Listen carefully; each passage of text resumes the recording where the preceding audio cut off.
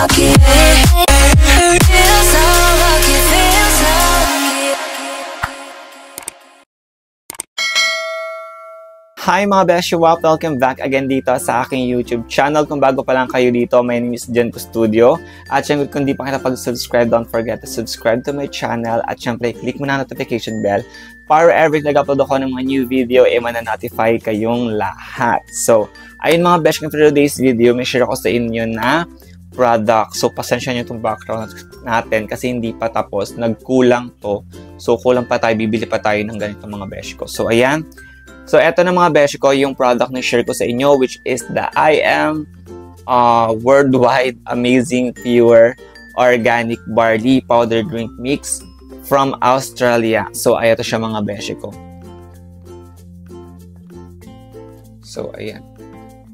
So, eto yung kanyang box, mga mima ko. Ayan yung box niya. So, hindi ko na mapakita sa inyo yung mga sachet kasi nga, naubos ko na tapos naitapon ko pa yung pinaglagyan niya. Nakalimutan ko magtabik. Sana kahit na isa lang sana nakapagtabi para sana may ipakita ko sa inyo dito. Pero naitapon ko nga siya mga Beshi ko. And nakalagay dito sa kanyang box mga Beshi ko is halal approved, certified organic barley grass. And of course, meron siyang expiration date, manufacture date, meron din siya mga Beshi ko. And nutrition facts, meron din dito mga Beshi ingredients. Ayan, and of course, marami pa kayong pwedeng makita dito. Lahat ng mga hinahanap niyong detalye is naka-indicate mismo sa kanyang box. Yung instruction neto mga Beshi ko is empty sachet into a glass, mixed with lukewarm or cold water, and sweetener as desired. Ayan, drink 1 sachet 30 minutes before meal. So, ganun yung ginagawa ko mga Beshi ko. So, iniinom ko ito sa umaga. Umaga ko talaga siya tinitake. Yung wala pang laman yung tiyan ko, ititake ko na siya mga Beshi. So, maaligam-gam na tubig yung ginagamit ko sa kanya mga Beshi ko. So, bago ko nga sabihin sa inyo kung ano ba yung experience ko sa product na to mga Beshi ko, ipapakita ko muna sa inyo yung documentary video dyan sa ating screen yung pag-inom ko sa product na to. So, yun. Panoorin nyo na lang muna.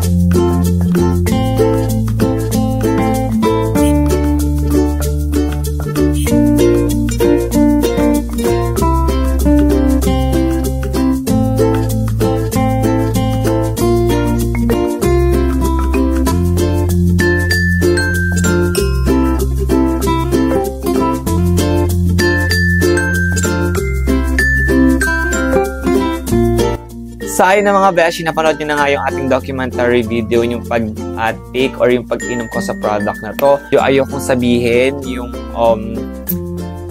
kung ano yung dahilan kung bakit ko siya tinake. So eto mga Beshi ko yung minimix ko dito. So, minsan minimixan ko talaga siya and then minsan naman hindi ko siya minimix.